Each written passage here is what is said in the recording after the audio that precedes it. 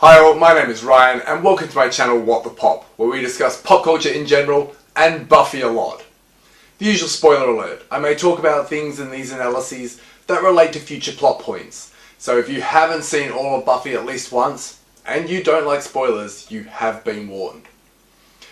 Now I know I haven't posted in a while, I've been extremely busy, and I'll get back to my episode analyses shortly.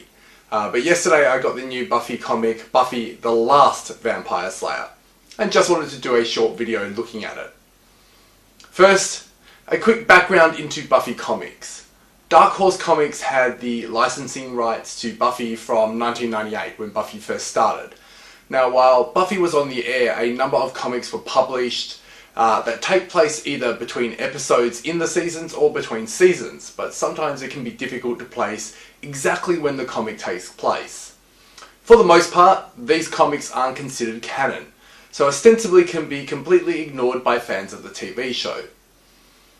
In 2007, Dark Horse, with Joss Whedon actually involved, started publishing Buffy the Vampire Slayer Season 8, the official canonical continuation of the series. Dark Horse held the licensing rights until 2018, eventually publishing up to Season 12, which are all considered canon to the Buffyverse. A number of other comics, such as Angel After the Fall and the Angel and Faith comics, as well as series focusing on Spike, Willow and Giles, are also considered canon, as is the 8-part comic Frey, written by Joss and set in the future. There are two other series, Tales of the Slayers and Tales of the Vampires, that Joss and other writers from the series were involved in that are considered canon as well. If you've read any of the Buffy comics, canon or not, let me know in the comments your general opinion of them. In 2018, Boom Studios acquired the Buffy publishing license and as of the time of this video have published 32 issues in their series. Their series is not canon, it is a reboot of Buffy set in a different universe, though it still uses the actors' likenesses for the characters. That brings us to this comic, Buffy the Last Vampire Slayer. As with all Boom Studios Buffy titles, this is non-canonical. Joss Whedon has no involvement in it at all. The cover shows an aged, battle-weary Buffy, stake and crossbow in hand. The blurb at the start sets the scene. In an alternate universe, in a not-so-distant future, the decay of the world and the rise of dark magic has dampened the effect of the sun on the earth. Vampires now walk the streets unimpeded by sunlight, and have struck a tenuous treaty with the human race, meaning vampires cannot harm humans, and humans cannot harm vampires, including the Slayer. Buffy Summers now stands as the only Slayer left after the entire line was eradicated, nearly 50 years after she was first called. Friendless and alone, she wanders the streets of London as the Last Vampire Slayer. So we have a situation of vampires now revealed to society and living with humans, recognised as extra humans, not unlike the situation seen in True Blood, the books in the TV series. While they don't appear to have true blood or a similar substitute, it appears that people can be donors and get paid to do so. Near the start of the comic we see this poster in the background as Buffy flees an establishment. It talks about the Vampire Human Alliance, brought to you by the Department of Extra Human Protections, and mentions eating establishments with sanctioned donor permits. Later in the comic, in the ladies' room, a woman comes in saying she's an authorized donor and needs to touch up her makeup as he likes it when she looks pretty. Buffy judges her and the woman replies, "Being a donor pays for my tuition and gets my mum's house paid off. I'm helping do my part to grow the community. They say it's a privilege." The blurb at the start said it was almost 50 years since Buffy was called. Buffy was called at 15, so she is now almost 65. She's mostly isolated and alone. Her existence is essentially illegal. We see her loneliness when she gets back to her flat. It's fairly sparse. It reminds me of the room Faith had at the motel.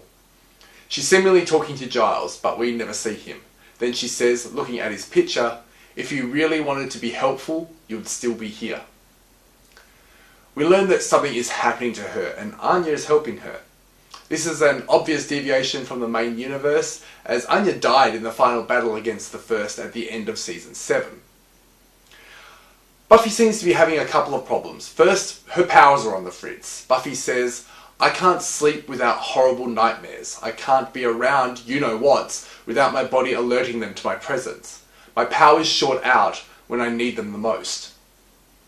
We see one of those nightmares in this issue, though it seems to be more a memory more so than an actual nightmare.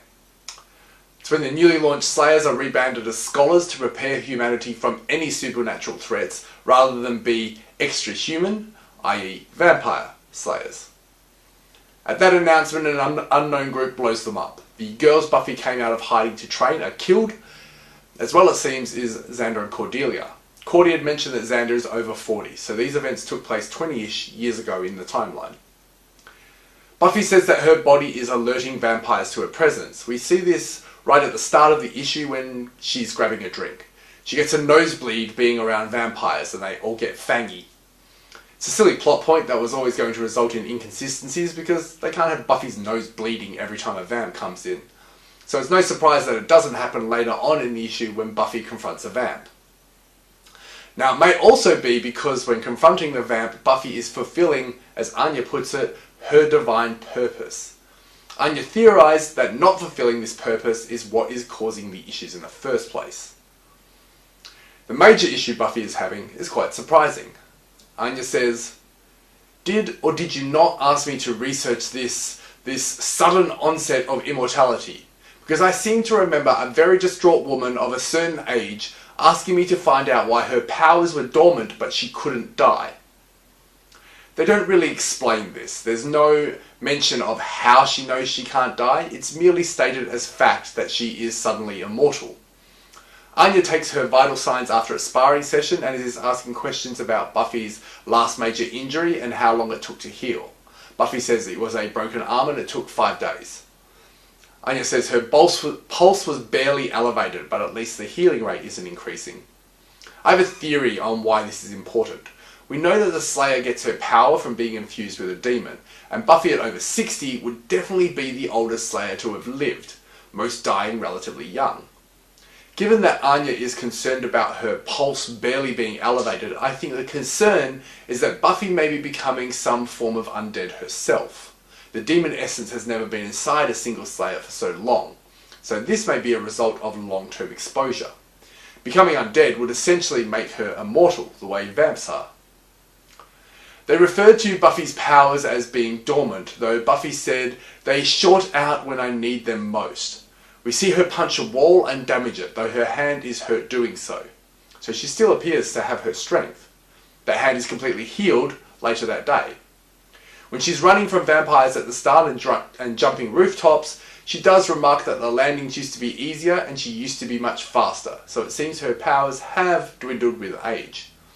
She does spar with Demon Anya though, and Anya can't touch her, so Buffy clearly still has her skills and is fast enough and strong enough to still kick demon butt. At one point, Buffy can feel herself being followed and accuses someone of doing so. However, what she is sensing is someone scrying her. Four witches cast a spell and locating Buffy say, "Go get him. Tell her we finally found her and she's close." Now this is obviously ambiguous for a reason, making us feel like Buffy is in danger, that someone is coming for her. But I'm willing to bet that the him in question is Angel. At the end of the comic, Buffy hears someone scream and finds a vampire with a teenage girl. The girl punches the vampire and claims that she might be a Slayer. Buffy tells her that lying about these things like that will get her killed, and says that even if she was a Slayer, Buffy can't help her and doesn't want to help her. The girl says, "My mums didn't think so, that's why they sent me to you," and says, "Come on, surely you see the resemblance."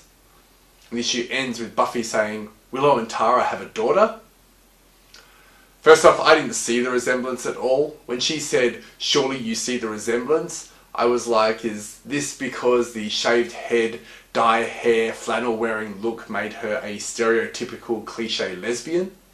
Joe Jarrow's illustrations are adequate, but mostly I wouldn't have recognised the characters without the text informing me. While these are supposed to be versions of the actors, the only one I picked immediately was the picture of Giles. The rest just don't really capture the likeness of the actors enough. And I couldn't see Willow or Tara in this girl. But this comic sets up a very different future from the possible ones to the official canon. As I said earlier, Anya didn't die in her battle against the First. Tara didn't die by Warren's gunshot. Willow probably never had her dark turn and flayed Warren. Xander has 2 eyes, so never lost one to Caleb, and Cordy never became one of the powers that be. Story-wise, I'm intrigued to see why Buffy is suddenly immortal, and why her powers are fritzing. If Willow and Tara's daughter is actually a potential, and does she have any inherent witch magic, like her mother's, not to mention who her father is, and what's going to happen to bust open this human-vampire treaty. I'm also interested to see who else will appear, like if the man mentioned is Angel, as I've guessed, or if he's someone completely different. And just the fate of other characters. How Giles died, did Joyce have an aneurysm in this reality too? Did Dawn exist? Did she meet Spike? Did Faith exist? And how did she die? I'm a sucker for an alternate reality story, and I always wanted to see Buffy in a True Blood style setting, so I'm ready to take this alternate future ride and see where it goes. Thanks for watching. If you've enjoyed this video, please like, subscribe to the channel and click the notification bell. It helps the channel a lot. You can also support the channel through Patreon in the description. The next video will be my passion analysis, I promise. So I'll see you next video.